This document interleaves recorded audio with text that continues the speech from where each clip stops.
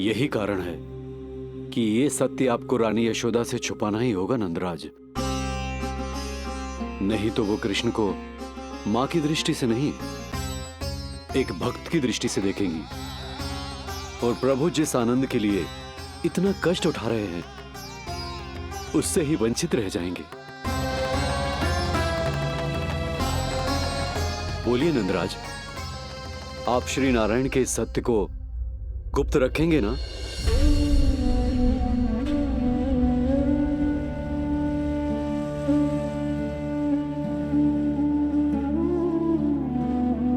प्रभु ने मुझे कैसी दुविधा में डाल दिया है गुरु। यशोदा से तो ये सत्य मैं छुपा भी लूंगा, परंतु स्वयं से कैसे छुपाऊंगा? और बाबा होने को सुख, उसको अनुभव कैसे कर पाऊंगा? जो हो रहा है और जो भी होता है सब उनकी ही इच्छा से होता है नंदराज। इसलिए आगे का मार्ग भी वही दिखाएंगे। अब मैं चलता हूं नंदराज। राजा वसुदेव और रानी देवकी नामकरण के बारे में जानने के लिए व्याकुल हो रहे होंगे।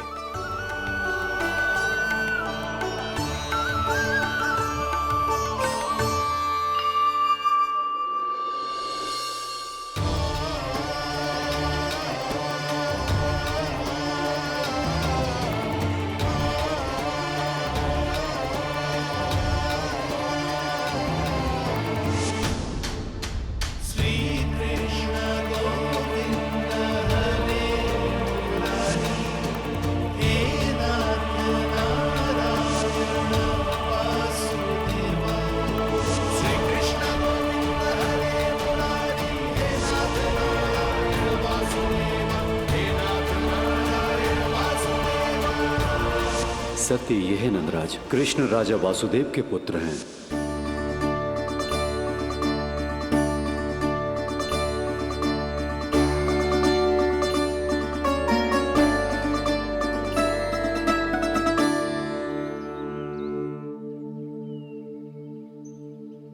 नंदराज,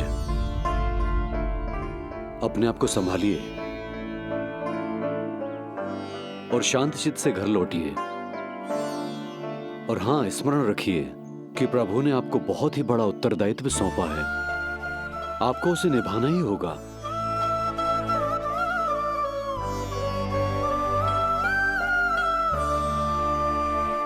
प्रभु आपको शक्ति दे।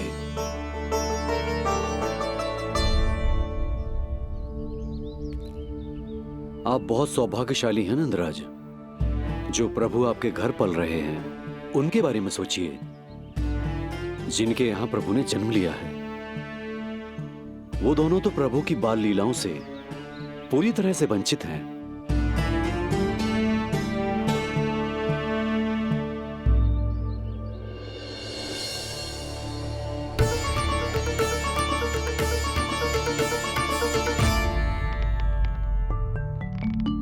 कहाँ रह गए तेरे बाबा लल्ला? जो आए क्यों ना अब तक?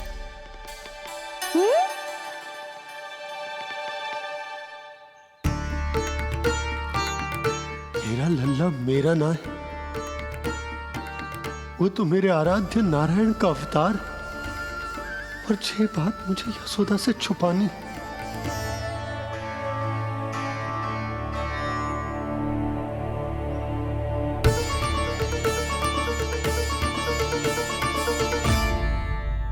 बाबा वहीं खड़े मत रहो, अब आ भी जाओ ना।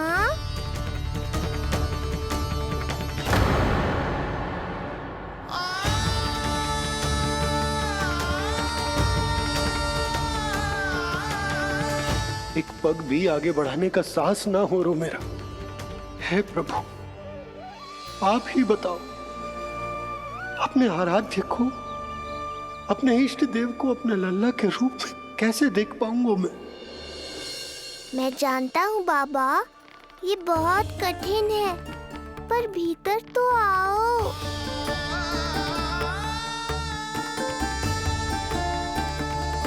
अब आ भी जाओ बाबा, ऐसे बाहर कब तक खड़े रहोगे आप?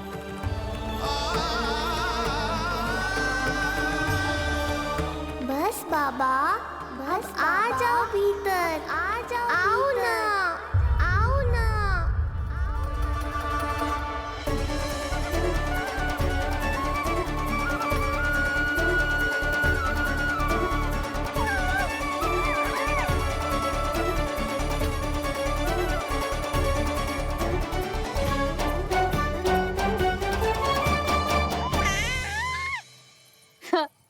समझो?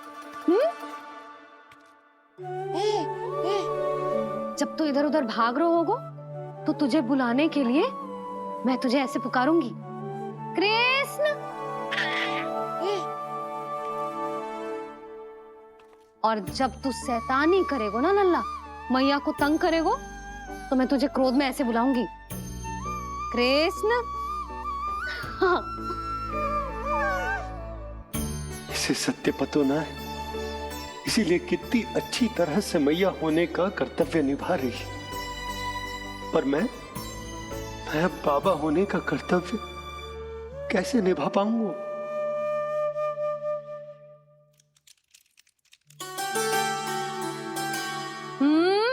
सावधान।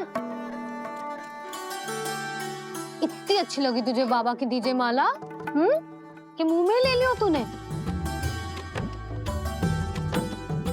मुंह में लेने की वस्तु ना है लल्ला। जैसे यशोदा आपको एक मैया की तरह सीख दे रही है, मैं आपको बाबा की तरह शिक्षा कैसे दे पाऊंगा प्रभु?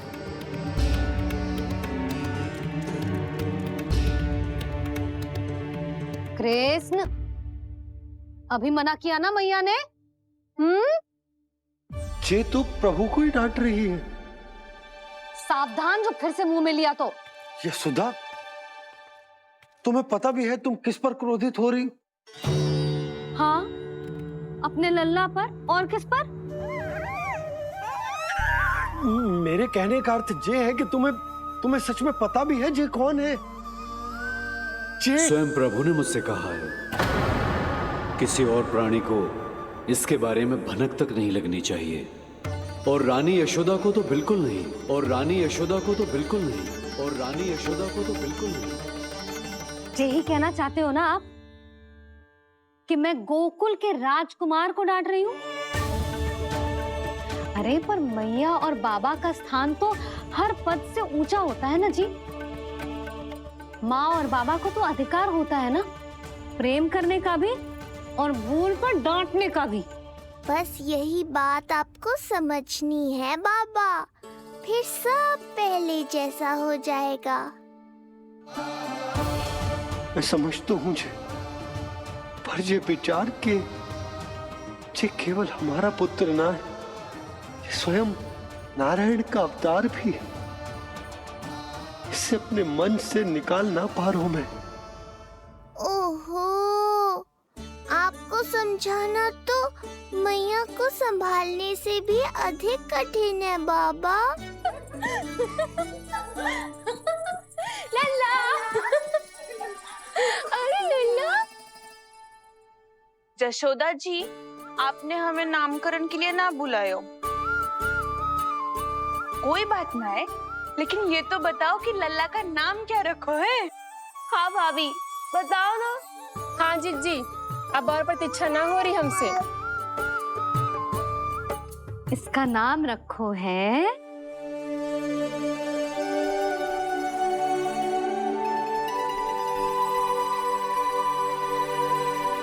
कृष्ण। कृष्ण? बहुत प्यारा नाम है, लेकिन थोड़ा कठिन है। मैं तो इसे किशन बुलाऊंगी। सही कहो, मैं भी इसे प्रेम से किशन ही कहूंगी। क्यों किशन? मेरे लिए तो जे किसना है।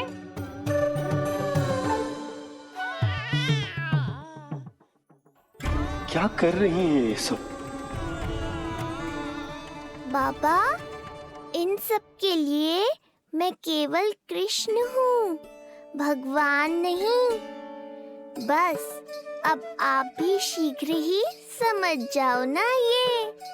अरे तुम सब हाँ हाँ, बुरा मुझे भी लग रहा है, जो सारी की सारी पहले ही दिन मेरे लल्ला का नाम बिगाड़ रही है। किंतु इसमें भी इन सब का प्रेम ही छुपा है, और हम सब तो प्रेम से भगवान को भी प्यारा सा नाम दे देते हैं, है ना? हाँ। सत्य तो ये है कि कृष्ण नाम बहुत अच्छा है, किंतु मैं भी अपने लल्ला को प्रेम का नाम देना चाहती हूँ।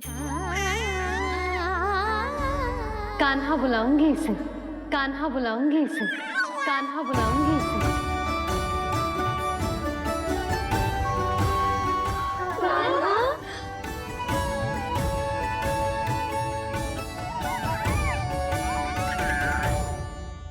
कान्हा, अनोखी ध्वनि, सहज सा मीठा, मैं भी इसे कान्हा ही पुकारूंगी।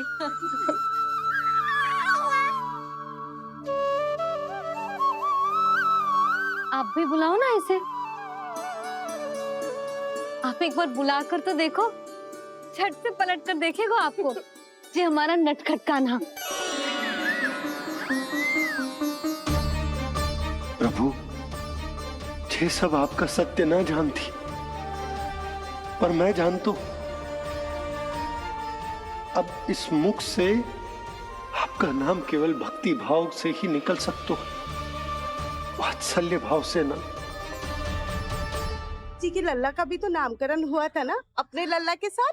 हाँ भाभी, क्या नाम रखा गया है इसका? हाँ, बताओ ना। हाँ भाभी, बोलो ना। बोलो ना। बताओ ना जीजी। ना, देखो, एक मैया से उसके लल्ला का नया नाम बताने का आनंद मैं ना छीन सकती। यदि तुम सबको कान्हा के दाऊ का नाम जानना है, तो चलो सबके सब रोहिणी जीजी के पास। हाँ, सही कहो, सही कहो। मैं अभी आई। हाँ,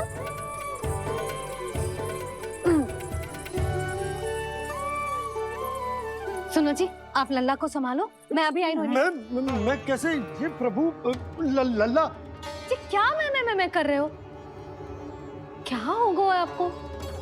मैं शीघ्र ही आ जाऊंगी। यशोदा, मुझसे दूर कब तक रहोगे बाबा?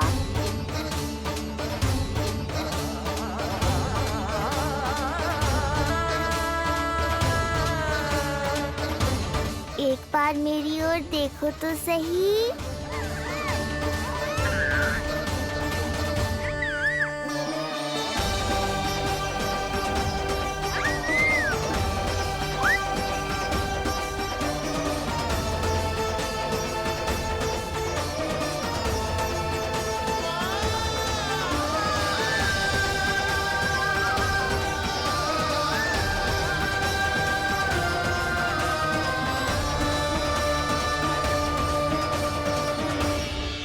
प्रभु, मुझे दुविधा में डालकर आप मुस्कुरा रहे हो।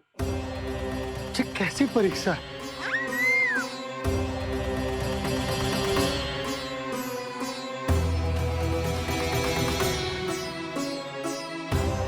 ये क्या कर रहे हैं आप? पिता का स्थान पुत्र के चरणों में नहीं होता, पुत्र के सिर के ऊपर होता है उनका हाथ, उनका वरदहस्त। प्रभु, आप चाहते हो कि मैं आपका सत्य यशोदा को ना बताऊं। यशोदा चाहती है कि मैं आपको लल्ला की तरह अपने गोद में उठाकर आपसे बातें करूं। मेरी आंखें चाहती हैं कि मैं आपको अपने इष्ट देव, अपने आराध्य के स्वरूप में देखूं। और मेरा हृदय चाहता है कि मैं आपको अपने पुत्र के स्वरूप में देखो। अब आप ही बताओ प्रभु, अब मैं इस परिस्थिति में क्या करूं? मुझे कुछ समझ में ना आ रहा। आप ही का आश्रय है प्रभु, आप ही को सहायता करनी होगी। आप ही बताइए कि किस प्रकार एक भक्त अपने भगवान को अपने लल्ला के स्वरूप में देखे, उसे अपने हाथों में उठाए, उसे खिलाए, उसके साथ बातें करे, कैसे वो उसका लालन पालन करे अपने पुत्र के स्वरूप में। प्रभु, मुझे कुछ समझ में ना आ रहा, सहायता करो प्रभु। चिंता मत कीजिए बाबा, आपके सभी प्रश्नों का उत्तर शीघ्र ही मिलेगा आपको।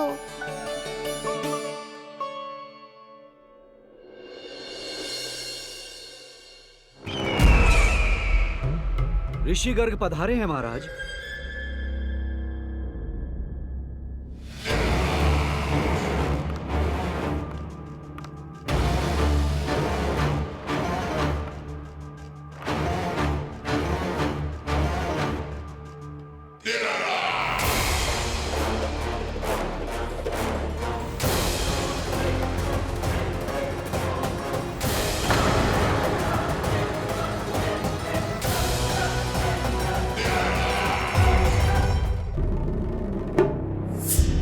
तो महान मथुराधीश कंस के दरबार में ऐसे सम्मान होता है ऋषि मुनियों का?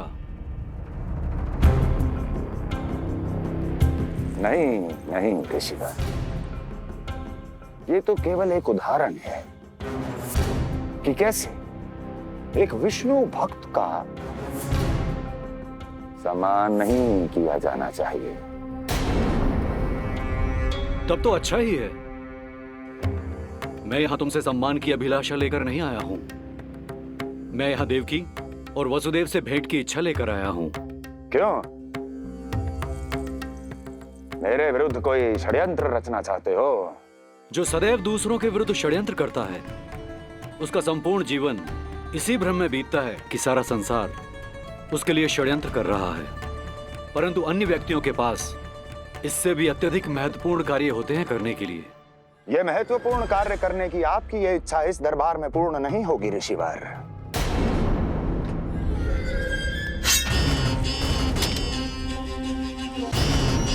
मैं आपको उन दोनों से भेंट करने की आज्ञा नहीं दूंगा। कैसे रोकोगे मुझे? कैसे? बड़ा ही विचित्र प्रश्न है, किंतु इसका उत्तर बड़ा ही सरल है ऋषिवर। जानते हैं मेरे दिन का आरंभ कैसे होता है? किसी ना किसी का संहार करके। और यदि एक संहार और हो जाएगा तो मुझे क्या अंतर पड़ेगा? स्वयं से एक प्रश्न पूछो कंस। स्वयं से एक प्रश्न पूछो कंस। मेरा संहार करने के लिए, मेरा संहार जिस संकल्प शक्ति की आवश्यकता है, संकल्प शक्ति की आवश्यकता वो है तुम में, वो है तुम में। कर पाओगे मेरा संहार? जिस संकल्प शक्ति की आवश्यकता है, जिस संकल्प शक्ति की आवश्यकता वो है तुम में, वो है। कर पाओगे मेरा संहार? कर पाओगे मेरा संकल्प शक्ति की आवश्यकता है, संकल्प शक्ति की आवश्यकता। बोलो कंस, बोलो। यदि मैंने श्राप दे दिया, यदि मैंने श्राप दे दिया, कौन सा कवच तो तुम्हारा उसे सत्य होने से रोक पाएगा? उसे सत्य होने से रोक पाएगा? बोलो कंस, बोलो। यदि मैंने श्राप दे दिया, यदि मैंने श्राप तुम्हारा कौन सा कवच तो तुम्हारा उसे सत्य होने से रोक पाएगा? उसे सत्य होने से रोक पाएगा? ऋषिवर, यदि आपके हृदय में स्वामी के विरुद्ध षड्यंत्र करने की इच्छा नहीं है, तो महाराज भी आपको किसी से भेंट करने से रोकना नहीं चाहेंगे, है ना महाराज?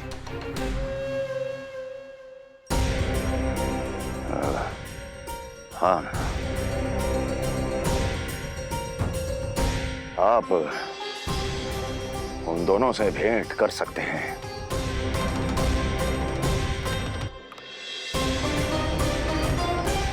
दुर्जन, इन सब पर दृष्टि रखो। अब सब कुछ सुनकर आना, सब कुछ, कुछ भी छूटना नहीं चाहिए। जाओ।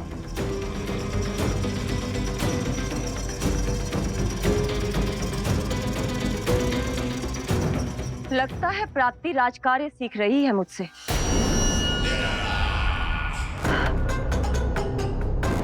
उचित समय पर सही सुझाव दिया तुमने प्राप्ति।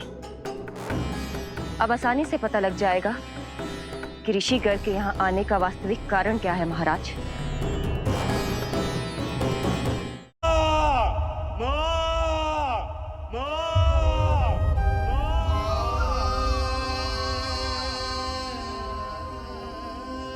इस घटना से केवल नर और नारायण ही भावुक नहीं हो गए थे, बल्कि बैकुंठ में बैठे श्री हरि की आंखों में भी आंसू आ गए थे।